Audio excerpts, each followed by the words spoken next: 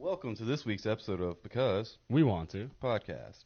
This week we sit down and talk with Robert, owner of Ye Irish Pub, local here to Richmond Hill, Georgia. Sit down and talk with him about what difficulties he may have encountered buying a restaurant right smack dab in the middle of COVID. I think that's putting it lightly. I think he closed like right when everything started, early March, and then because of the timetable, he was 2.5, 3 weeks late from being able to qualify for PPP. So he's basically managed to buy the restaurant, make some changes, make some improvements, make some adjustments, keep the doors open, keep everybody safe as to the best of his ability, and he's still rolling. Yeah, absolutely. Definitely is doing that. Even with that, he's made some menu item changes to improve the quality there. Well, and not just, is he great with this restaurant thing going on. He has a very interesting backstory that we kind of dive into a little bit. It's extremely interesting. I mean, essentially, he served this country for 28 years in several different areas. Right. He did make his way around to the alphabet organizations a little bit, and we'll kind of get into that. But all right, everybody, sit back, relax, enjoy the episode. So, Jim, we're about 10 episodes into the Because We Want To podcast, and how do you feel the usage of Anchor.fm's gone for us? Yeah, I'm glad we found it. It's awesome because we're just getting started, so it's actually free, which is great. Absolutely. We can definitely make some money on the podcast, which is a nice touch, but, we're just getting started, so free is awesome. Yes. The creation tools are great where you can actually record and edit right from a phone or computer. We've got some higher-end equipment we're using, but the fact that you're able to do all the editing on all the episodes is pretty awesome. And if you can figure it out, I think pretty much anybody can figure it out. What do you mean by that? Also, great feature, Anchor will distribute your podcast for you. We are now on pretty much every major platform out there, which is great. Mm-hmm. It's awesome to see listens across all the platforms. It's everything you need to make a podcast in one place. Yeah, I absolutely agree. And also like the fact of how easy it is. All you have to do is download the free Anchor app or go to anchor.fm to get started. All right, guys, we're going to take a minute here to talk about one of our sponsors, Laura Skelly Photography. She's a family photographer located here in Richmond Hill. She specializes in natural light lifestyle photography. She loves turning clients into family and friends, and here at my house, we can definitely speak to that. She offers one of the biggest discounts to the military and first responders at 20%. She also wants to help build up local businesses. She'll collaborate with them. She'll provide photographs for their business. And if you check out at lauraskellyphotography.com today and enter the promo code BECAUSE, you'll get 10% off.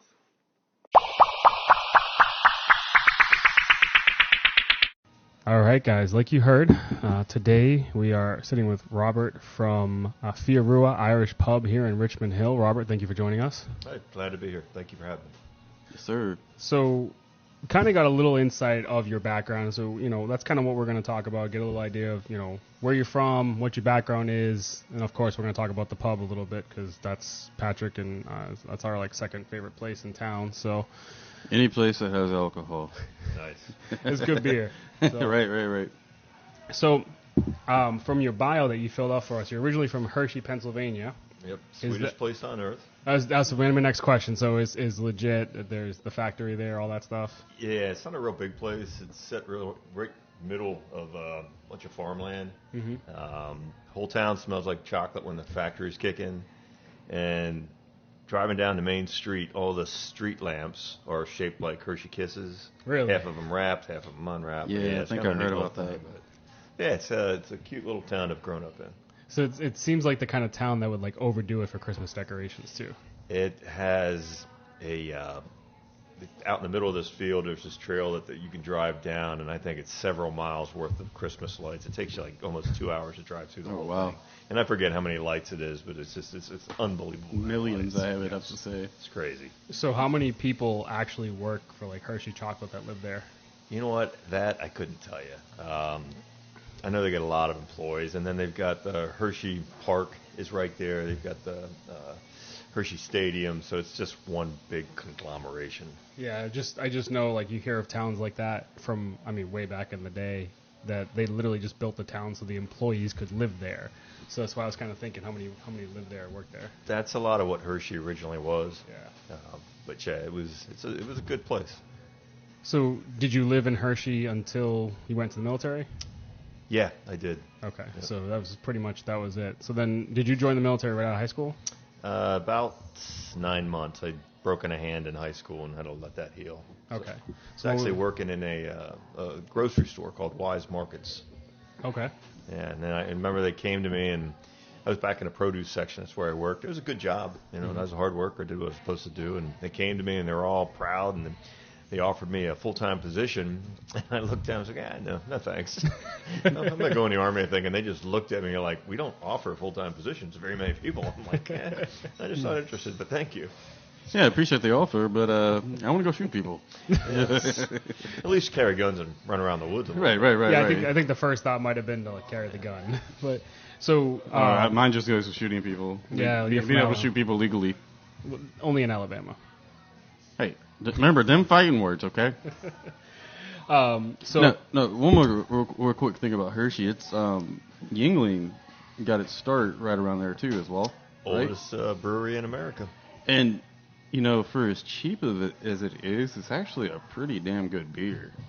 We got it on tap here at Fee, and it's one of the more popular ones down here. I mean, it's just crazy. I've traveled all over the U.S., and everywhere I go, people talk about Yuengling beer. Mm-hmm. But for me, growing up with it there, it wasn't a big deal. Right. Yeah. But, even out west, people, hey, you hear that Yuengling? It's really good stuff. I'm like, I've heard of it. Did you try the Yuengling Hershey collaboration they did?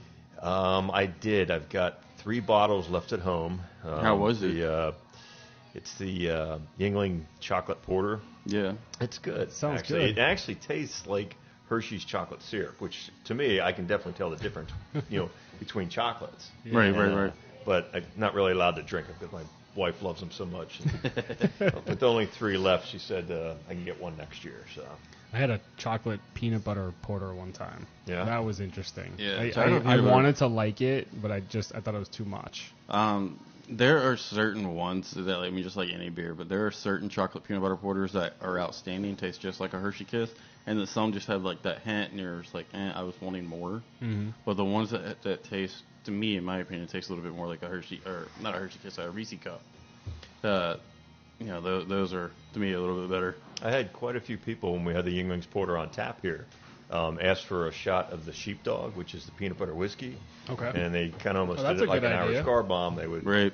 drink a little bit of that porter down and then drop that shot in there and slam it down. They said it tastes like a peanut butter cup. But that was a little much for me. I just don't know. I kind of draw the line in some flavored whiskeys, like the peanut butter whiskey and stuff like the apple whiskey. I can't do. I mean, like really, the only one I was ever able to do was the Crown Maple.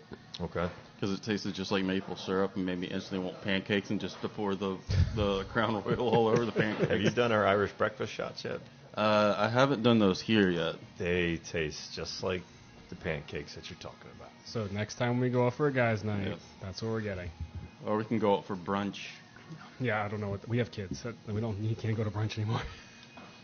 So 9 months out of high school, they offer you a full-time job. And you, at that point, had already decided you wanted to go into the military, and so you went to the Army, right? Yeah, I did. I would have. All my friends went right up to college. Most of them all went to Penn State.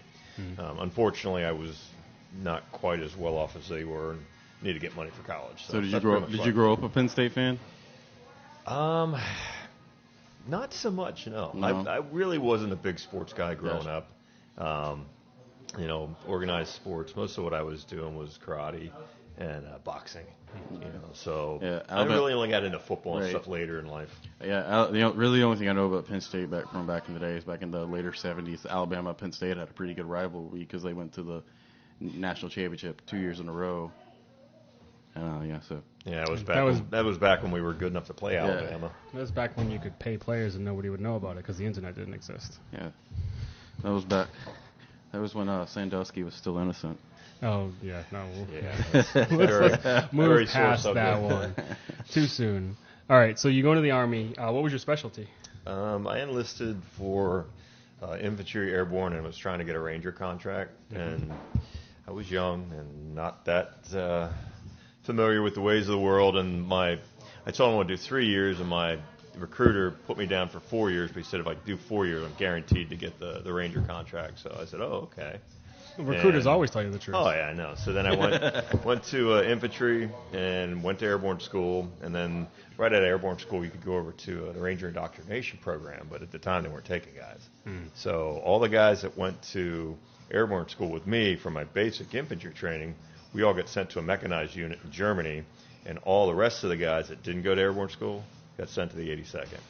That was my first real taste of the Army. Yeah, the truth eventually came out, right? Yeah. Yeah, unfortunately, sometimes my younger stepson, my wife's middle son, he's over here at Stewart. He's in California now, I think, getting ready to get deployed. But he went in last year, and we've got a couple friends that have put their time in as well, and they were kind of like, if you hear this, walk away. If you hear that, walk away. And thankfully, I think he got some good direction and knew what to listen to, because he's doing exactly what he wanted. He got exactly what he wanted because he knew the right questions to ask and he had the right direction. Some guys get lucky like that. Sometimes they get a really good mentor, somebody that's been through it, knows what they're talking about. I went in pretty blind. Yeah. And I really didn't have anybody kind of show me the right path. So how long were you in? Just 3 years. You did your 3 years. Yeah, but when I was in Germany, I got accepted to go to the West Point prep school. They wanted me to go to West Point. So it's where they send the enlisted folk for a year's worth of training to get you ready to go into West Point. And when I was there, I got injured. I was in a martial arts course, and I injured the shoulder. Military doc did a couple surgeries on me, and that was kind of all she wrote. So I ended up getting out, and I had an appointment to West Point at the time, but I was like, you know what, I'm just going to probably step away from it. So what was the next step then after? Then I went right to Penn State, but interestingly, when I was injured, I was laid up for quite a while. Wasn't a lot that I could do. I was in charge of all the students that got kicked out of the school at this point. But I was taking all these FLETC tests, college-level examination programs, just because I was bored. And I test real well. Like, I can get a resource book the night before and look through it, and the next day I could, pass these tests. So I ended up rolling out of the Army and I was going to go to Harrisburg Area Community College to start my first year, my freshman year, and they looked at me, he's like, why are you even here? You got enough credits to go in as a junior at Penn State. I'm like, really? So I contacted Penn State, and I'm going in as a junior. I got my bachelor's degree in a year and a half. Nice. So I saved all that money and all that time. And yeah, clap tests they're an amazing thing. Are you familiar with those? Yeah. I took several to finish my degree because I was done. I'm like, let me get over this. Yeah, if you have the aptitude for it, why not? I mean, it's a lot cheaper than actually paying for it for credit. And the military was all free. Right. Yeah, so I basically saved almost 2.5 years worth of school and paying for that out of my own pocket. That's pretty smart of you. Now, did they advertise that as heavily as they do today? No, not at all. I got lucky that somebody had mentioned it to me, and they were like, hey, while you're hurt, why don't you try doing this? Yeah, because that's the biggest selling point today. I mean, that is like every commercial, that's pretty much, it's either that or Pride. I mean, which are two great hot buttons to push on, but I would assume that it probably wasn't. And like you said, you had someone that just happened to mention to you, and good for you to jump on that because that clearly saved you a lot of time and money. Yeah, well, I got 4 kids, and one is she's a senior at Penn State. She was supposed to be graduating this next month, and I just found out last month that she needs another semester now. Uh-oh. So, I got my bachelor's in a year and a half. It's taking you 4.5.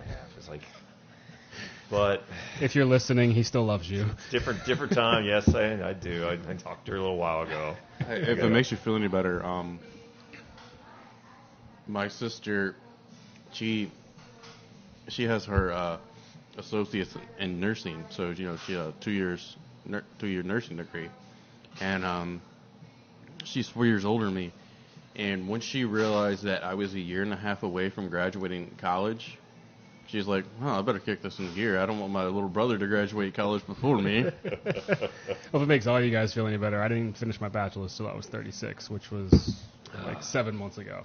Yeah, my dad didn't either. Congratulations. Yeah, no, it was a long haul. I started, didn't like it, walked away from it, started working, and then did online for about 6 years, like 1 or 2 classes at a time just to finish it. And finally, last year, I finally finished it. Well, at least you did it. Yeah. At this point, I feel like, half the classes I was going through, and I'm kind of like, I already know the answers to all these questions. I don't need to read the book. when you live life and work long enough, you start to know the answers to most things. Right. So did you, when you finished your bachelor's, did you go straight into that master's program, or was there a break? No, actually, I ended up getting back into the military, National Guard. Out of Maryland, there was a Special Forces unit down there. So I kind of rehabbed the shoulder at this point. I got a waiver, so I got in with them, and I was trying to go through the trainings to get qualified for the Special Forces. And while I was down at the assessment, I got injured with the shoulder again, and the doc took one look, said, "You're out." I'm like, "I'll just go back to my hut. And don't worry, I came in. Don't worry about me coming in here." And like, no, because we know what you got in store for coming up. He's like, There's no way. you can't. So after that, while I was doing, I actually went and got a second bachelor's because nobody else was hiring at the time. I was kind of waiting for the schools to come through with the military. So I got my second bachelor's in psychology, and then went down, did some training with the military, got hurt, and then when I came back, I had like 2 weeks to get into a master's program at Shippensburg, which is up in Pennsylvania. So I'd never even been to Shippensburg. I just signed the paperwork, sent the money in, and I went down there.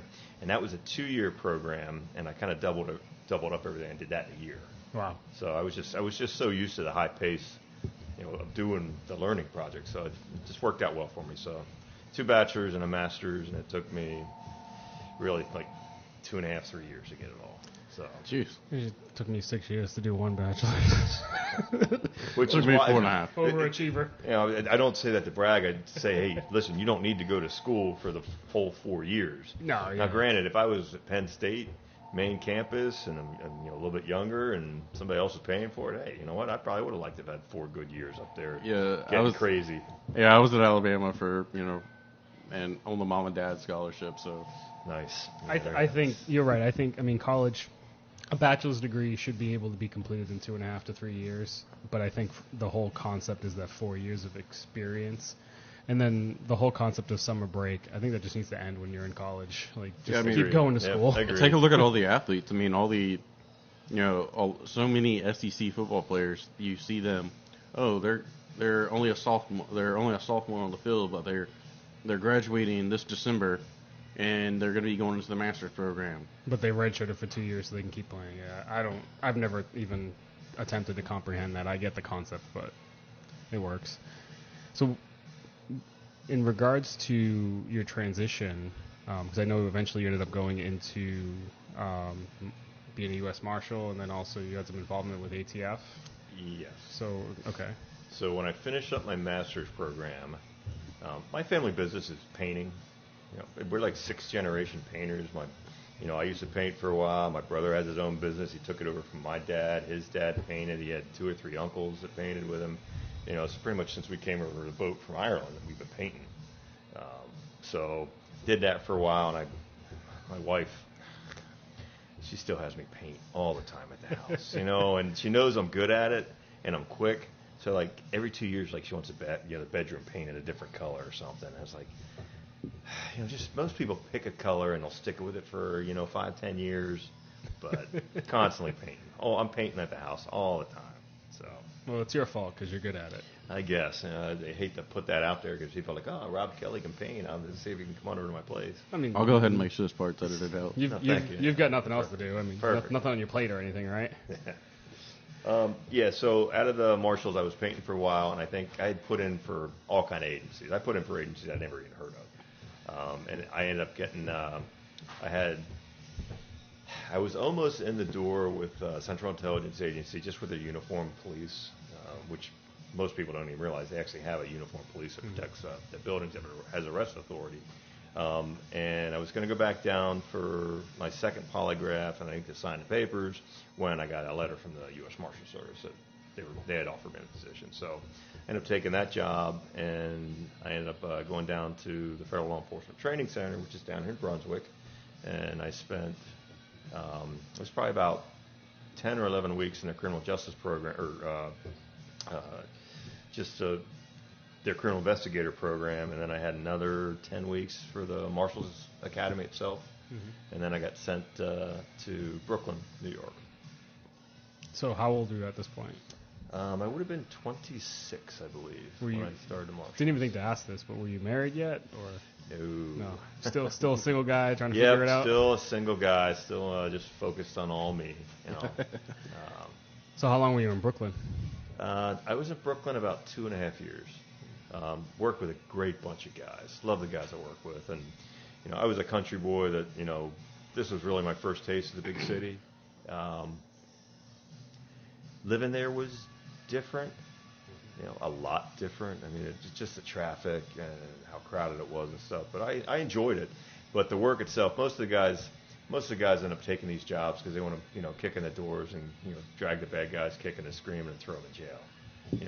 When we were working in Brooklyn, the Marshals are responsible for court security, and 90% of what we did was just shuffle prisoners back and forth from the jails, sit with them while they're at court, monitor them when they're in our cell blocks and stuff. And it wasn't quite what I was looking for. So I was putting in for some other agencies. I'd put in for Drug Enforcement Agency and ATF. And I literally interviewed with DEA in the morning and ATF in the afternoon. And I remember, I think it was DEA, they asked me, well, who do you want to go with? And I was like, listen, whatever agency offers me the job first.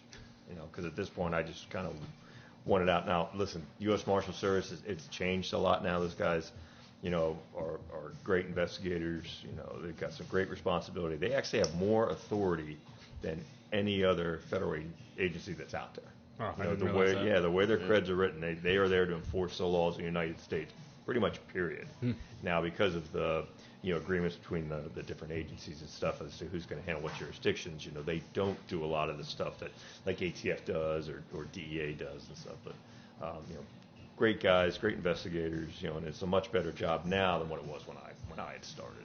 So I think hopefully that's every job. You just want to learn from mistakes and get better. And I mean, being someone that's never been in that field, in that line of work, you hear stories and talking to different people that are in it and have conversations with them, and the programs that have been set up, the communication, the lines, the respect, the boundaries, it's I mean, at the end of the day, everybody's trying to do the same job, and it's just about working together. But of course, people want credit, and you don't get credit unless you're in charge, usually. Pretty much so, yeah. So that's that's understandable.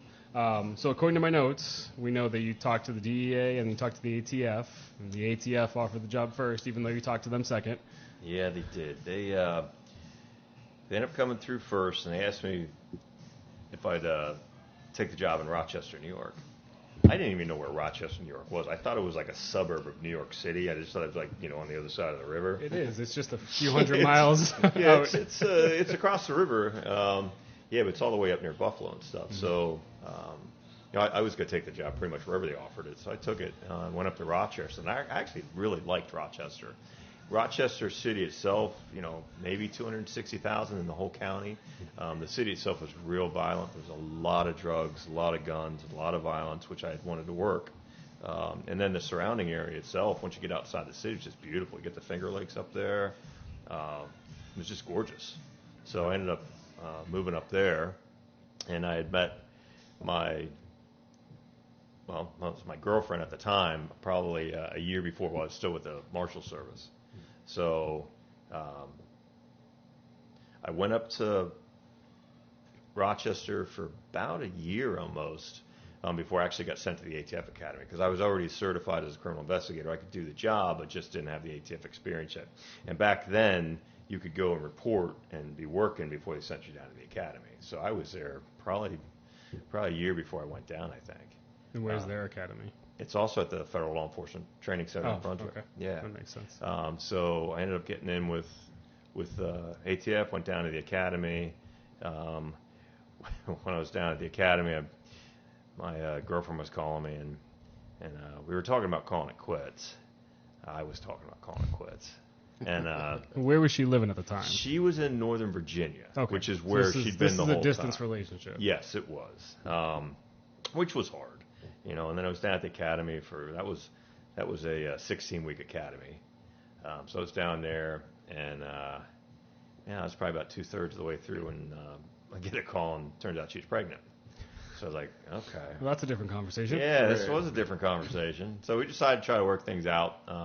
So when after I graduated the academy, she stayed down in Northern Virginia to have the baby. She'd had some pregnancy issues and stuff, so it was safe for her to be down there. And I had our first baby girl, and then Is that the one that's at Penn State? It is, yeah, Erin, yeah. And then I moved her up to Rochester, New York, like the first week of January. You terrible, terrible man. Yeah, she Loved you. And that really set the stage for her whole experience up there. If anybody needs to understand why we just called him a terrible man, just Google winter in Buffalo, and you'll get a general idea. Yeah, she. Or why Jim Kelly didn't want to go to the Buffalo when he got picked by them. Yeah, it was an experience, to say the least. Like I said, I loved it up there. She had a lot more difficulty with it than I did. I do miss the snow.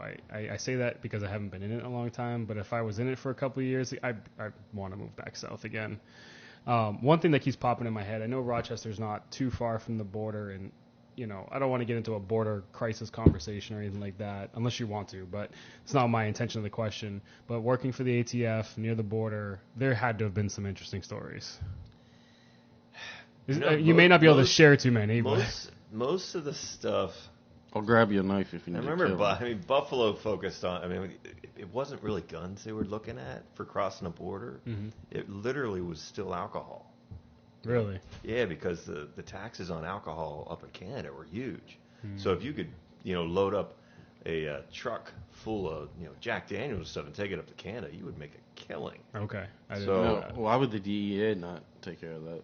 Because it's alcohol, tobacco, and firearms. Yeah. We regulate the alcohol industry. Yeah, that makes sense. So we don't do much with alcohol. And this is a long time ago. I remember, them pulling over this. It was a car, and a guy had, a whole bunch of cases of whiskey in the back. And this one ATF agent was so excited. I'm like, it's just whiskey, guys. Did you get it? You didn't get to keep it. When they opened the trunk, I thought there was a dead body in the trunk. I'm like, the way he was acting? Really, yeah. I was like, what are we looking at? It's not like you got any guns. It's not like you got to keep it. No, it was.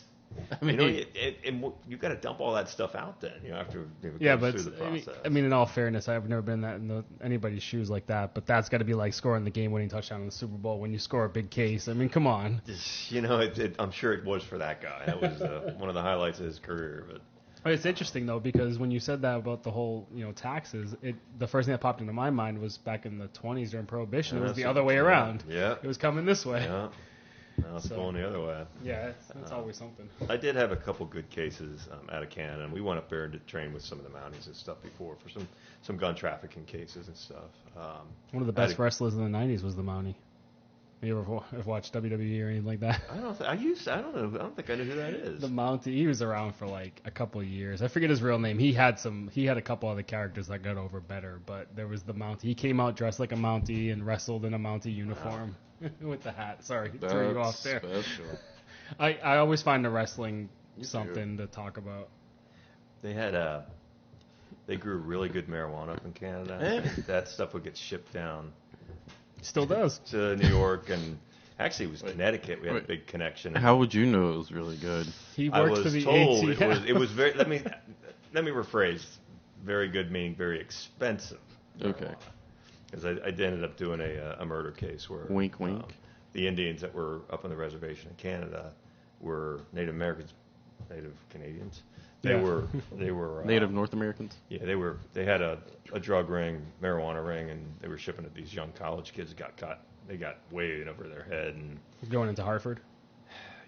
Or West Haven. No, it was kind of the suburbs of Hartford. Really? Yeah, down by some of the resort areas. And these guys got in over their head, and that makes one guy sense, ended up they own the executing properties this guy there. up here. And it was a pretty gruesome case. Ooh. Yeah, that sounds interesting. Yeah, as soon as you said the suburbs, and I was thinking, okay, well there's 2 casinos in Connecticut that they own the land, so there probably was an easy way to transfer it. Yeah. Yeah. No.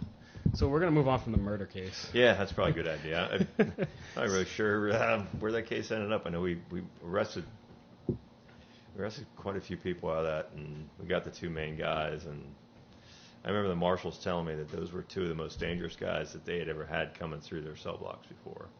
If a marshal's saying that, yeah, I know. I was really surprised too. But even when I was dealing with these guys, because I'd help the marshals out, getting these guys back and forth from court sometimes for my case, and you could just see these guys, looking at where you get your guns at, looking where the exits are, You can tell what they're looking at. Oh, yeah, I remember. I just tell, get these guys in the elevators, just turn around, face the wall, and just not give these guys an inch. So, is the U.S. Marshals the same thing as like the Air Marshals?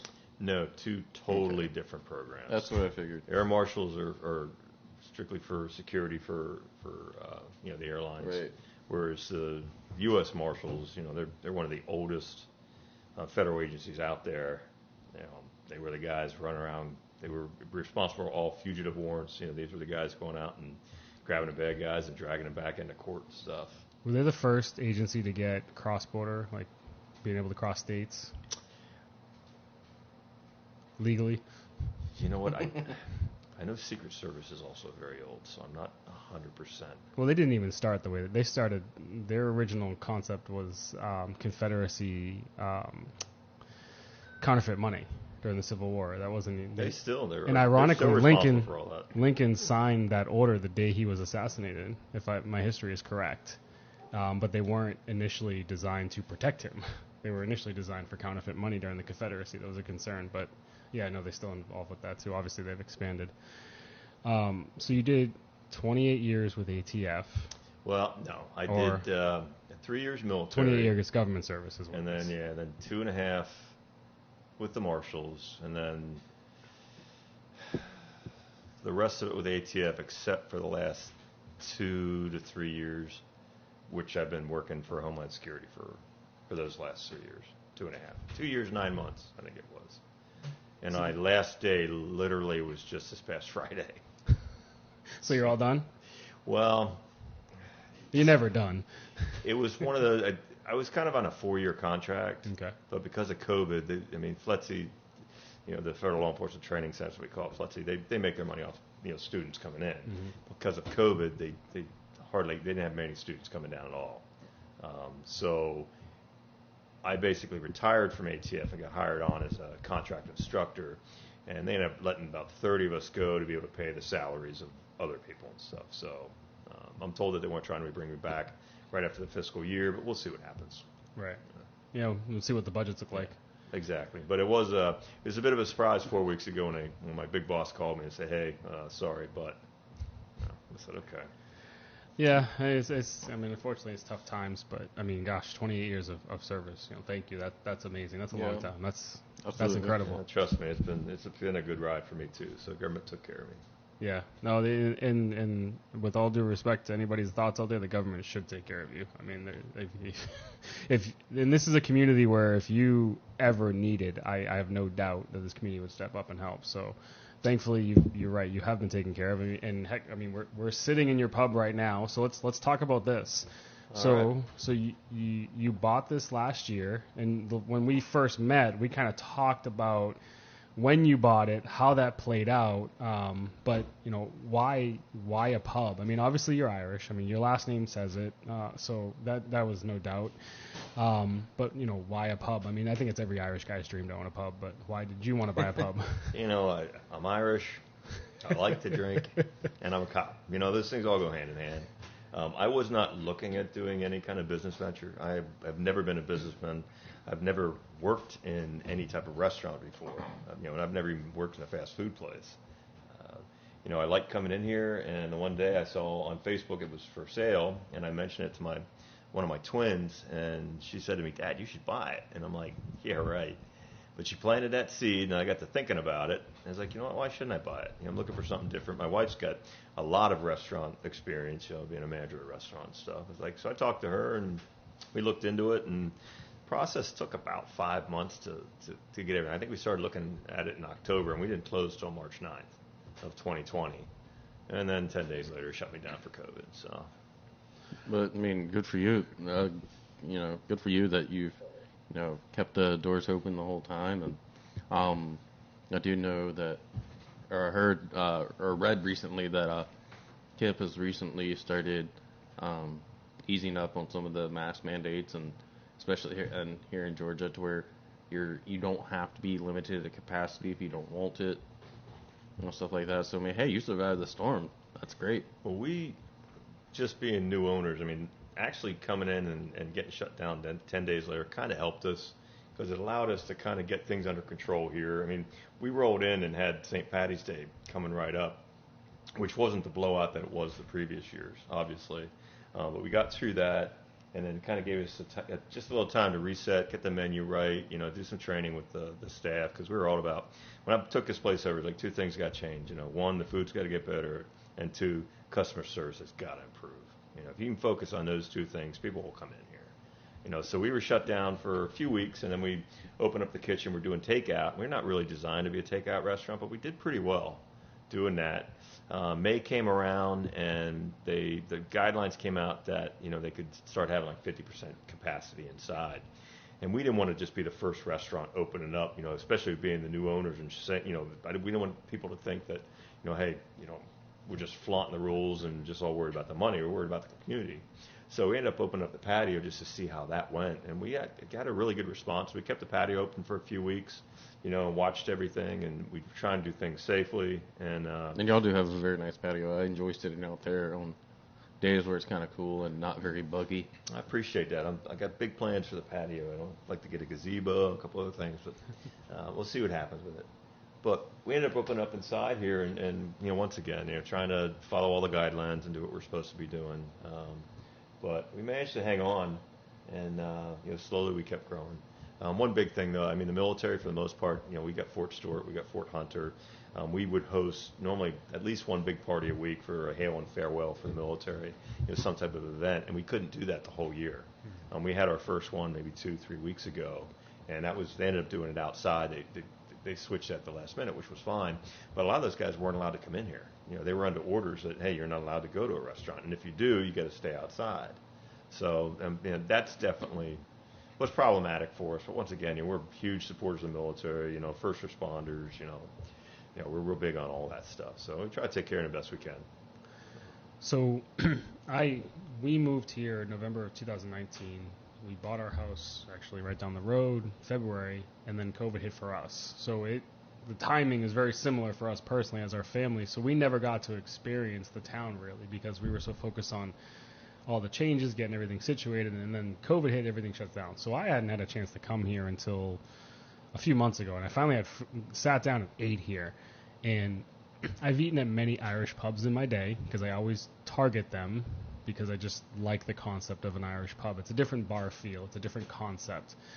And it's very homey feeling. But I've never had good food in an Irish pub. This is the first time I've ever had good food in an Irish pub, people. Well, I can actually, because we moved in June, just before y'all did, and this was actually the first place that we went to go out to eat, and that was under the old management. And I can definitely say that because y'all revamped the menu, y'all kept a lot of y'all kept some of the items, but y'all changed out a little bit, and I can definitely see as a customer the difference in the food, and it's a lot. I will say it's a lot better because I did enjoy the other food, but it's better. I can definitely say it's better, and I'm only not wanting to say it's a lot better out of respect of the other gentleman who owned it, but I can definitely give you that it's better. Different people, different focus. And I do like the different how you changed the menu. And what was the biggest menu change? Because I never came here before. You know what? I know that they had a lot more offerings that were just kind of thrown on there, kind of random, and then he kind of targeted it a little bit. But then when he came in, it seems like it's been targeted a little bit better. I do remember when I took over, the first thing that I wanted to change, I came in there. It's like, we are changing the fish and chips because it was. I did not like it at all. It was coming in frozen, and they just dropped. Would Gordon Ramsay have thrown it out? Yeah.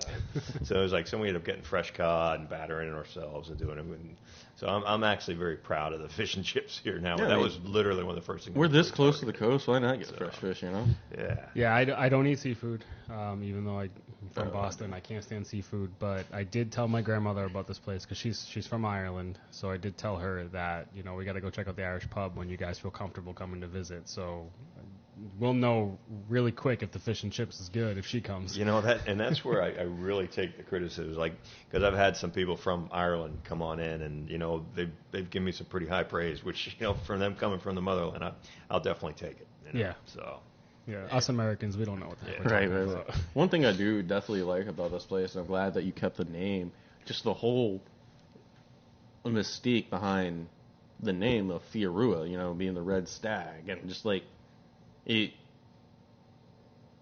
calling it a stag just makes you feel like you're over in Europe, you know, because you know we call them deer over here, they obviously call them stags. So I mean, just that whole, it just kind of gives it like a mystique, and the way you have it set up in here, I mean, from what I've seen, there's like, you know, little pubs in Ireland and stuff like that. I mean, it's what it seems like it would be over there.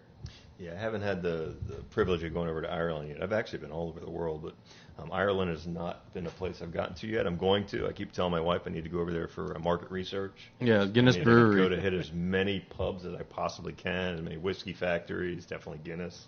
I mean, Guinness Brewery, I think, is on anybody who enjoys alcohol's bucket list.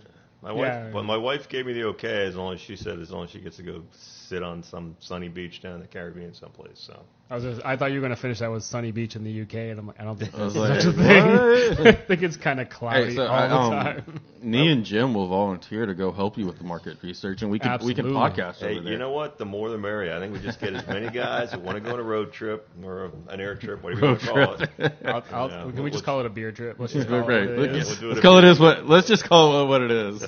So, when you guys closed early March, you had to shut down for a little bit. You had to do your best to follow guidelines. You mentioned one key thing that I think is something that needs to be appreciated is you could have just opened it up, you know, to the max capacity based on guidelines, but you still had to focus on community. So that's why you focus on the patio.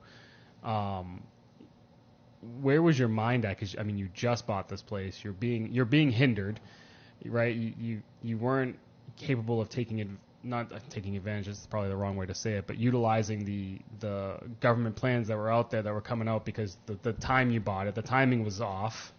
Yeah, I didn't get any of the government programs that were available. You know, the PPP, the EIDL, you know, the loans and stuff. I would have had to own the place February 15th to qualify to gotten any of the benefits. Like 3 weeks too late. So I am told I'm getting some tax breaks this year, so that should be good. And now they got the restaurant revitalization fund coming available. That's cool. Probably next month. So there'll be some, hopefully some a little bit of relief there. Honestly, the biggest thing I was worried about was my staff. You know, one, I didn't want them getting sick, and two, I want to make sure they got paid. Right. So I tried to keep as many people on. I tried to keep as many people on as I possibly could. You know, bring them back as soon as I could.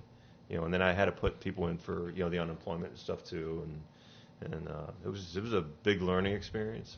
You know, but once again, you know, I was just trying to be careful with, you know, taking care of customers, you know, taking care of themselves, and I got lucky. I don't think I got anybody that was working for me that had ended up getting COVID and gotten really, really sick that had exposure to the restaurant. Like, I've known some that had traveled, you know, and then they came back and said, hey, I had exposure, or, you know, or, hey, I'm sick, you know, then they didn't come in. But it wasn't like someone was in amongst everybody and got really, really sick and then turned out to have COVID. So that, you know, I didn't have to shut down for that. So as far as you know, there were no exposures to Fierua. That, you know what, I can't, not that I'm aware of. Right. Yeah, that's what I mean, you know, not that I'm you aware of. definitely want to be careful what you say.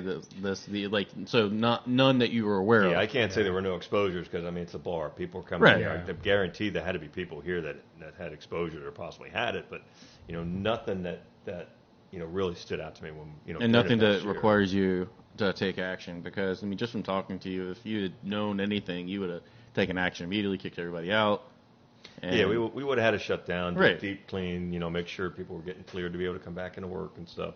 And the people that had the exposure and stuff, you know, luckily they had the testing in place for that, you know, so they can go and get the quick tests and stuff. But That test is terrible, by the way. Up the nose. I've not had it. I haven't had to have it. I had to get it, and it tickled my brain, and we were glad it tickled your brain because Well, I see, was no, getting no, concerned that it wasn't there. I was actually good. This So was you actually use gonna- the extra long stick? Is that Yeah. what? Well, yeah, Oh, this they actually go up there. this leads into another story. Like, I actually had a CAT scan one time, and they said that your brain is actually smaller than normal size. I was like, awesome. That doesn't shock me. So at yeah, all. they had to give me the extra long stick. So like basically think of have you ever had the flu test where they just kind of barely stick it in your nose, roll it around? I have. This thing feels like it's going by your Yeah, I eyeball. mean, it's going like up here, like It's rough. you would see it poking out on your forehead. Yeah, I heard people said it was not a pleasant experience. And I had to give it to myself because like I went and did the drive-through one over there at CVS, and they literally hand it out to you like they do your prescriptions to the drive-through line, and like they have a person there telling you exactly what to do, and then like, okay, I'm gonna do a 10-second timer. You got to stick it up your nose, and twirl it around. So I'm doing that. And like, okay, now you got to do it to the other nostril. I was like, no, it sucks. Yeah, I'm glad I haven't had to have it yet. And I was one of the lucky ones. I was able to get vaccinated through Homeland Security because I'm around the students Right. and on base and stuff. So I got that back in March, February and March. And luckily I didn't get sick from it. My arm, man, it felt like somebody hit me with a sledgehammer. It did hurt. Yeah, I will say like that it's like that inner bone, inner muscular feeling. Yeah, it was. Yeah, like you've been like you said, like you've been punched. Yeah. You know what that's like. Yeah, like when you punched me that one time. Yeah, exactly. Patrick crosses the line sometimes, and I just Sometimes. hit him. Nice. So I'm just very friendly. you mentioned earlier your wife has the restaurant experience. She does. You obviously have different experience. How involved is she with the restaurant? Right now, she's very, very involved. I mean, she's from day one. She's been handling pretty much scheduling. She's been dealing with payroll. I dealt mostly with all the contracts and stuff. And then I had a friend of mine that originally came in the restaurant with me, and he was kind of managing everything for me because, like I said, I was still so heavily involved with Homeland. I didn't want to give that job up yet. But since my partner decided to go a different path, Kelly has stepped up and is really doing a lot now. So your wife's name is Kelly? Yeah.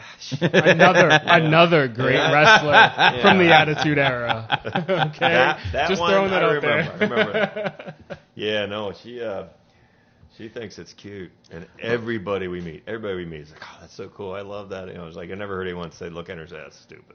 Well, my last name's Skelly, so like growing up, I was always wanting to like date a girl named Shelly or Shelly Kelly or Kelly or something like that. And actually, one of my uncles actually married a girl named Kelly, so her name was Kelly Skelly. Yeah. Nice. I think I've told Nicole this, but in college I went on a few dates with the girl. Her first name was Sloan, which is very rare, but it happens. So I was like, I mean, she was a little crazy. So Yeah, I'm glad any that girl, she's not like Sloan. honestly, all the girls that I've ever met who are named Sloan, they're a little off in some That's ways. because their parents were and clearly off. Yeah, no offense to anyone named Sloan out there, okay? Last name is fine. Whatever variation you have, it's fine. But first name, it's a little weird.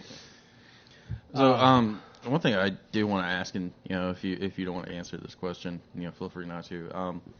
Did you ever get hit with any like fines or anything like that? Like just something you weren't aware of that you didn't do during COVID? No, we actually haven't had any issues at all. That's cool. So the kitchen's clean. So far, so good. All right, go drop a burger on the floor back there. I want to see how clean that floor is. Yeah, no, I've been very, very lucky, and we've stayed on top of everything. And like I said, trying to do everything right. A couple of times I had some questions. I'd contact, Richmond Hill, City Hall, and they were very, very, very helpful. They wanted to succeed too. So. Now the guy that sold it to you, did you ever reach out to him for ask advice? I mean, I know that he was busy. Yeah, no, he's got a lot going on too. We had talked some about, what he did with running this and stuff, and I kind of went in a little bit of a different direction. He was very intent on the Brew Pub operations, and this just doesn't have the size for it. He had bought equipment that I still got some equipment to do a brew operation here, but I'd have to give up the backstage, which is actually where most of the parties are held and stuff, and so I just kind of recently made the decision not to pursue the brew pub operations here and stuff. Right. But that's his forte. That's what he really likes doing. So that's what he wanted to focus on. Obviously, as he opened up, a brewery here. And not that I did check it out and had several of their offerings, and they were pretty good. Some more market research. Yeah, tons of market research when it comes to beer. Yeah, you gotta really do it good. So right? I will say, one thing that Jim does not like about here is the fact that you do not have Hendrick's gin. Oh, I'm so disappointed in you. What? Yes, okay. One of the most maybe I don't know. I've never been to the UK, but one of the most popular gins in America, considered a mid to top shelf gin, and I looked on your shelf and I didn't see it. That is my favorite drink in the world. Why don't you have Hendrix? One, I can't stand gin myself. You don't like to taste the pine, huh? No, I shouldn't say that. Actually, I had some very good gin when I was on safari in Africa. I don't know, it sounds crazy, but yeah. Gin in Africa. Yeah. Well, they make it out of a hyena? It was actually, we were doing... you know there's many civilized countries in Africa. Yes, I do. Okay, just making sure. Yeah, South Africa being one, yes. Egypt being another, yes. One of the international law enforcement academies is in Botswana, Africa. So we would go over there to teach. So I went over there for a 2-week period to help instruct, and took a weekend, just went down on safari by myself, and man, what a trip. It's just unbelievable. I can imagine that is one of the coolest experiences. Oh my God, it was so great. And the lodge itself is just beautiful. It's out in the middle of nowhere. It's just beautiful. They take you out in the morning. It gets you up like at 4 in the morning, and by 5 you're out in the trucks and just driving around the savannas and stuff. And then go back and get to hang out. They do a great lunch, and then they take you out in the evening and stuff. And they come back, then they do a big feast in the night. It was just an incredible trip. But the one night they take you up on top of this mountain as the sun's setting, and they had all these long tables with the white cloths, and it was really, really nice and well done. They had waiters up there, and they were just bringing around these gin drinks and stuff. And I wasn't big into gin, but maybe it was just the moment and stuff. It was some good stuff. Right. You need to try Hendrix. So that's a very long story. I don't hate gin, and I will look into getting the Hendrix gin. So yeah, the only experience I've had similar to that is at Disney World. Disney World. That's the closest I've gotten to a safari. right. We were supposed to do a European Mediterranean cruise on Disney last May, and of course that got postponed. It's supposed to be again this May, and then they canceled it again. So we're kind of like, let's just wash our hands of this now. So that would have been my first international experience. Maybe someday we'll do the Africa thing. I would love to do it, but Mike is. You've never been out of the country? Canada, multiple islands in the Caribbean, the Atlantic, but no, not Mexico. But no, there's a big wide world out there. You got to get out and see it. I know. Like, I really want to go to Australia, but at the same time, I'm terrified. Just because, that is the one continent that, you have the best chance of getting killed. Not just, and not just even talking about the animals, but, there was a convict island that. Yeah, I'm and that's pretty why they sure call most of those guys have died by now. I think you're good. But that's why they call everybody mate over there. That's actually, I never thought of that. It's actually no, seriously, point. that's why they call everybody mate, because the inmate. Yeah, it makes sense. So, any more changes? I mean, again, I didn't come here before, so I don't know what was changed. But anything in the works? Any plans? I'm big on the way things look. I'm a big aesthetic guy. I want things to look nice in here. I would like people to come in and kind of get an authentic Irish feel. Granted, it's still, it's green. It's an Irish bar in the U.S. Yeah. So you have a lot of Jameson right when you come in. So that did helps. Repaint everything on this side. I'm redoing my office now. I'm working on the other side. I got to get all the bathrooms redone. I mean, it's a project. Now, did you I will paint never finish. Yes, I did. So it's got to conserve. Which is why it's taken so funds. long. So, right. But I'd like to do a gazebo out on the. Yeah, I think that would be nice out there. Yeah, maybe I might try to get the fans and maybe some heat. I might try to get the roll-up plastic to roll it down in the wintertime because I know a lot of people like to hang out there and stuff. So yeah, I mean, for me personally, not that I would fund your entire business, but if you had heaters out there on a cold night, I'd sit outside instead. If you're gonna help fund it, I'd probably get some Hendrix whiskey. That's what Hendrix gin. You get some Hendrix gin, and I promise to buy a couple to help fund whatever propane heaters you need to put out there. Hey, one of the biggest things I'm gonna do with this place is get a new sign, because if you come here, I do not have a sign up anymore. I meant to ask you about that. Yeah, what happened to the sign? So the previous owner had gotten a sign put up maybe 7 or 8 years ago, and because it was just this section of the bar, it wasn't the entire restaurant before, he didn't have any front space to put a sign up. So the city gave him a variance to put a big sign up on top of the roof. And over the years and the wind, it kind of wore itself loose. There's this kind of, it could have been probably put up a little bit more sturdy than what it was. Fair enough. And we had a big windstorm. So another color strips of duct tape. It would, well, literally, we were using duct tape at one point. But and the thing weighs a couple 100 pounds. I mean, it's not light. And it hit it. The wind had caught it, ended up knocking it off. It was sitting on like maybe a half inch on the lip, and then that ended up going too. And And so pretty much destroyed the sign. And I talked to the city. They won't let me put it back up there now that I have space out front. So I'm actually going to get a nice neon sign. It's going to have the my stag head emblem up on the sign too, and a big field. Now, did you do a nice bagpipe memorial for the other sign? I have not yet. It's actually still sitting up there. So if you know anyone, we can. If you need help getting it down, we might come help you. Literally, I'm going to have to get up there and cut it apart to get it down because it's a couple 100 pounds. If anybody knows how to play the bagpipe out there, come over here. We can do a bagpipe memorial for the old sign. And we'll do a live recording. We'll have some fun with it. Well, if we're going to do that, we'll probably just get some guys to carry and throw the sign off, just because that would be awesome in itself to see that hit the ground. Oh, I am completely I think we'll have to down. wait until we're doing video on YouTube for that. Yeah. So when should we expect the sign? Not to put you under pressure. I have to get it approved by the city, and their next time that they'll approve it is going to be in May. Now, I think it's middle of May. So I just got to get everything done. I already have the design, and the sign guys sent everything to me. It's just a matter of getting the city to approve it. So sometime late summer. Get the landlord to say okay. Once that's done, I think everything will go fairly quickly. I'm hoping to have it here in June. Well, at least we know where you are. At least you being in the military, you're really used to the whole hurry up and wait mentality. One of my jobs used to be selling to the government, and it was, hey, we need that contract today. Okay, here it is. Okay, we'll get back to you in 6 months. Thanks. So, obviously, you've had an interesting life. I mean,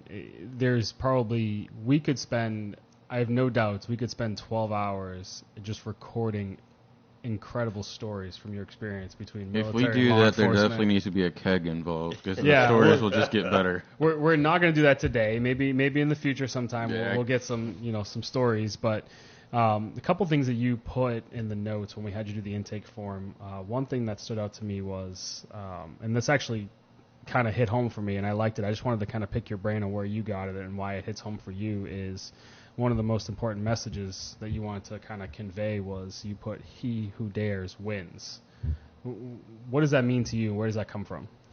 I grew up, in Pennsylvania. My family, they were my whole clan still lives up there. For all the past generations, not very many people really got to get out of that small town. Mm-hmm. I got two brothers up there. They're still there. And they really haven't, got out of it either. But I got lucky. Me going into the military really opened my eyes to stuff, and luckily I had some people take some interest in me and kind of mentor me when I was in. It's just he who dares win. I teach that to my students now. It's like, don't be afraid to put it out there and risk it. Because otherwise you're never going to gain anything. You don't want to go through life, wishing and wondering what could have been, because you're too afraid to try something. Mm-hmm. You're never going to gain anything if you don't try. So it's like, even with just this bar, it's like, let's just try it. And if it fails, well, that'll suck, and I'm sure it'll really suck. But kind of what you're saying kind of goes back to what I hear Conor McGregor say all the time. Another Irishman. I got to throw him in there. Of which you don't like his whiskey. It wasn't that great. It was okay, but it wasn't that great. Anyways, he says he either wins or learns. He never loses. And that's great advice. That's a great quote. And that's good, because he's starting to lose a lot. Not that I would beat him by any means. No, he's starting to learn a lot. And that is great advice, because if you think about it, okay, yeah, you might have failed, but what can you learn from that failure? That's the thing, is you've only failed if you didn't take something away from it. If you didn't and you just completely throw it in the towel, and you're just like, screw this, I failed, I'm just gonna go walk away. You only fail if you quit. You only fail if you quit. You may not win right away, but as long as you keep getting up, dusting yourself off, and trying again. Yeah, trying to elaborate. And that's something I push, even with my kids, children, like, listen, don't be afraid to try something because you're afraid. Mm-hmm. Because the rewards of actually doing something, they're going to be great. So, even with when I mentioned that safari, that was a great experience for my life. I remember asking my wife, I was like, hey, I'm thinking about doing a safari, but I hate spending the money on myself, and I wasn't going to do it. I was just kind of talking to her, and she was like, Rob, listen, you've done so much for, us, your whole life, given up so much, you're retired now. Just go and enjoy yourself. Start doing stuff. And that really kind of, opened my eyes too. It was like, yeah, you know what, you got to take time for yourself too, Yeah. So it was a great experience. But yeah, he who dares wins. I tell my students that all the time, and I tell my kids that, and words to live by. Just take a chance, because the last thing you want to do is just wonder what if. Exactly. I mean, you say I had such an interesting life. I've been blessed. I've had a good life. Had a good life, and yeah, I got a lot of stories. But I do know that I also stepped up a lot, and put it out there. And I got knocked down a lot too, but I succeeded more often than I failed, I think, and I think it paid off for me. I think most of the time, most people who are successful, people look at social media or they see stuff and like, oh, that just happened overnight. Yeah, it was 30 years of overnights. That's what it was. It didn't happen overnight. You're only seeing the good stuff. There is a lot of failure. There's a lot of learning. There's a lot of late nights. There's a lot of crying. There's a lot of yelling. There's a lot of everything. It's just constant. Work. Yeah. And another interesting thing that you put on the intake was that we asked you who or what was the most influential in your life, and you said the books that you read. I knew we were going to get to this. Would you care to share a few of the books? You wrote it down, so it's fair game. Yeah, and I teach leadership concepts for Homeland Security. At least I did up until Friday. And one of the things that we talk about is your why. And I talk about it with the bar here. It's like it's easy to know, what you're doing and how to do it. But more importantly, is like, why are you doing it? If you know why you're doing something, the how and the what just becomes easier and better. So that's something I try to tell the students, especially with law enforcement, because it's not an easy job. It's an incredible amount of responsibility.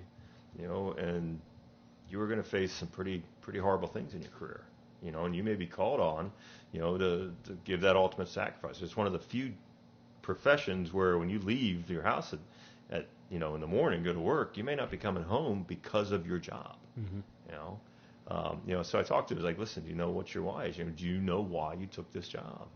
And I asked the students, and then we'll get into conversation. But a lot of times, especially with the doing it remote, some of the remote learning, I asked that question, hey, what's your guys' why? Why'd you guys take the job? And it's crickets. So then I'll open up and kind of tell what I used to do. But growing up, I was big into the fantasy. I was big into all that stuff. And I loved the Knights of the Round Table, King Arthur and stuff. I love that stuff. And I wanted to be one of those guys. I wanted to be the hero. I wanted to be the good guy. I wanted to chase dragons and get the bad guys. So I tell that. It's like, listen, that's one of my why. That's why I joined the military. That's why I ended up in law enforcement. I wanted to be one of those guys on the good side, getting the bad guys. And it may seem a little corny to people, but honestly, I look back and it's the truth. And if you can't be honest about what your why is, then you need to take a hard look at yourself. So. No, I mean your point is correct, and it's something even I forget to look at sometimes, because you get focused on the how and the what, and no matter how hard the what or how become, if you truly understand your why, you'll figure out the how and the what, even if it's the hardest thing you have to do. So thanks for that reminder. I needed that today. Well, I'm glad to be of service. Now, talking about how reading was a big influence on you and in leadership roles, have you ever read or heard of the book by Jocko Willink, Extreme Ownership? Yes, I have. We actually use excerpts from that in quite a few of our classes. He's a bit intense. He is a very intense guy. If you've ever seen his good video, that video makes you want to run through a brick wall. Like his whole mindset is answer any question or any circumstance with good. Oh, hey Jocko, I just got fired today. Good. Jocko, I broke my toe and I can't do this. Good. Yeah. So good. What are you gonna do next? And it can be a little extreme with some of the stuff that can go in your life. Not everything is going to be good, but what you do with it.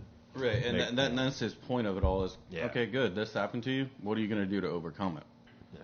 But he's a very intense guy. But like I said, after you listen to one of his podcasts or one of his videos, you're ready to run through a freaking brick wall, because that guy, he somehow produces the ability to send testosterone through whatever media platform you're. Yeah, they don't call them motivational speakers for nothing. So. And he's seen the shit too. So I mean, Yeah, no, I've listened to his podcast a few times, and he's one of those guys. After you listen to him, you're just kind of like, okay, I want to go do whatever I have to do now. He's definitely one of those guys. So, but Yeah, I've actually got the guys I work with down in at FLETC in Leadership Training Division. I got one guy. He was with a Special Forces unit, and he ended up getting blown up and attacked, and he's got this crazy story. I mean, when they fought their way through it and stuff, but he was messed up, traumatic brain injury, and I know he talks about how when they came to evac everybody, they took all the American soldiers, and all the Afghani army medics took all the Afghanis, but he's Hawaiian, so he looked like he was an Afghan soldier, so they took him to an Afghani hospital. And I remember him say he was just lying on the floor in agony. It was all these cots lined up, and this guy was walking around with this giant syringe, and he was just sticking in. The first guy gives him a squirt, pulls it out, goes to the next guy, sticks it in, gives him a squirt, coming down the line, basically giving him these pain meds, but same needle. And he tells me, he's like, man, I remember I just got to make sure I stay awake to tell this guy not to stick me with that thing, and then I'm a U.S. soldier, and next thing you know, the thing's in his arm, and he's like, oh. So they ended up finding out who he was, immediately came in and evac'd him and stuff. But he had a long road to recovery. So, you look at somebody like that and just how motivational this guy is. He's in the water every day. He's a big surfer. Him and his kids are out in the water surfing every day. He tells me a day, that I'm not in the water, this is a day wasted, But just his outlook on life. The guy gets blown up, traumatic brain injury. You got to learn how to walk and talk and take care of himself again. Somebody like that can come through, and if he says something, I'm going to listen to see what he's got to say. Another guy, he was from West Point, just words of wisdom. He was actually an ATF big boss too, great guy. So I got a lot of people I work with that, are really tremendous speakers and just a tremendous amount of talent too. So we talk about, these guys on some of the podcasts or the books they've written and stuff. I got, a lot of real world experience just from the guys I work with. Yeah, and I mean, it's fortunate and unfortunate, because in order for just an everyday person to want to hear someone's story, you need to know that there's a reason that they have that story. Because if someone just comes out and tries to be like Jocko or the guy you were just talking about, or any other real motivational speaker, if there's no backstory, you're kind of like, well, what do you know? But then, I mean, so it stinks that these people had to go through this stuff, but then you're also grateful that they were strong enough to get through it, even though we know there's hundreds, if not thousands, that weren't strong enough to get through it, and it's a different story. But at least there's a few that are getting through and kind of helping, because what they don't realize is that their stories and the way they tell the story and the way they help motivate, it's pulling people out of stuff that they're in. It's helping, so it is pretty cool. Yep, it sucks they had to go through it, but at least they went through it for a reason. I mean, they made those decisions and they went through it, and they were put in that position to come out of it and help other people. Yep, some good definitely came out of it. So, well, you look like you have another question over there, Patrick. Yeah, man, You got that look on your face. Is that little brain? That's just my normal. Yeah, my little brain. That's just my normal look, man. So I think I can speak for both of us. We want to say thank you for the time. Yes, we appreciate absolutely. it. Thank you for sharing your story. Thank you for providing this awesome pub to the community. This is a great place. We've been here a few times, and I think this is going to be our at least every other week. Maybe I'm good with that. Yeah, every other week, Nice. guys' night out. So for those of you that are listening, Fiorua Irish Pub, Richmond Hill, definitely the place to be. The food's good, the drinks are good. He's considering adding the best gin in the world, Hendrick's, to the bar. So he has my attention. Yeah, any friends or family that come in here, that come and visit us, that we've taken pretty much everybody here, and they're always like, hey, let's go back to the Irish place whenever they come back. Let's go back to the Irish place. It was really good. So he's thinking about expanding the patio, maybe adding some heaters out there for the winter, some fans, which will definitely help with the gnats, by the way. Yep. As long as Keep us Jim cool. keeps on buying that gin, the Hendrick's gin. But in order for him to do that, town needs to come, buy some beers, buy some food, have some good times. And then, trivia nights, Tuesday nights? Yeah, Trivia's Tuesday. And then we do live bands on Friday and Saturday. Nice. And then we'll also be doing a dart league here probably towards the end of the summer. Okay. And when I used to do deliveries for Food Richmond Hill, whenever I'd come in here, I would always see in conjunction with your trivia night, you had the Taco Tuesdays. Yeah, we kind of got a little bit away from the tacos right now. It was just kind of getting a little boring, I thought. But we normally try to run some kind of appetizer special. I know my bartender's always coming up with some crazy drinks that we'll do flights of shots of those, and then it's normally some kind of martini or some type of mixed drink. Then we do flights of beers, and I normally have one of the local beer distributors come in and they host it and stuff. So we'll give out free flights for bonus questions and trivia and stuff. So cool. It's a good time. It's a lot of fun. Awesome. Well, we will tag your Facebook on the list when we post it, so that way people can follow you on Facebook, Awesome. keep up on that stuff. But again, thank you for the time. Yes, Definitely thank you. appreciate it. This has been awesome. And I appreciate it. I didn't really know what to expect, but it's actually been kind of fun. So. Neither did we. We're just still figuring this Well, out. and with me, you never know what to expect because Have you seen this perplexed, concerned look on my face this whole time? It's because I have to work with this guy. So. Wait, he's opened his mouth. What is he going to say? What's he going to say? Okay, that was I- good. You guys make it work. You guys made it easy today, so thanks. Well, thank you again, sir. Appreciate it. And we'll be back soon for some more beer. Yep. All right, sounds good, guys. Thank you. All right, thank you again, Robert. Hey everybody, we wanted to take a minute just to thank everybody for the support we've received so far. Just thinking back to episode 1, recording on some cheap free headsets where we sounded like absolute crap, to now recording on some pretty good equipment thanks to a solid sponsorship, and Patrick sounding way better and me sounding not like absolute crap. Less nasally is, I think, what the people call it. Yes, less We nasally. definitely had a lot of fun doing this and have some big plans in the future of what we want to do. And, we're a little uncomfortable asking people to sponsor us, but if we have to. we have to. Yes, we do. But there are a couple easy ways to, help us out through sponsorships. There is a way you can just go to our Anchor website at anchor.fm/because-we-want-to. Or if you're more of a social media type person, there are ways on that as well. Yeah, so one of the easiest ways to support us is to simply like us on your podcast platform, wherever you're listening to us, be it Spotify, Apple, Google, directly on the Anchor website. But also just sharing us on your social media. That would be amazing to just have everybody just sharing us on there. And that way, as we release our episodes, getting them out there in the field, that'd be great. We've got some great content lined up. We've got some local small businesses. Obviously, that's what we've focused on so far for the most part. We're also working on a history of Richmond Hill because this area has a lot of interesting history. So we're not sure if that's going to be a 1 episode or a 2 episode discussion. We'll see how that goes, how much we record. We don't want to cut that short. But like we said in the beginning, thank you everybody for listening. Thank you for the feedback. And however you feel appropriate to support us, we would greatly appreciate it because we want to bring some additional content. We're talking about doing some video. We're talking about doing some live stream.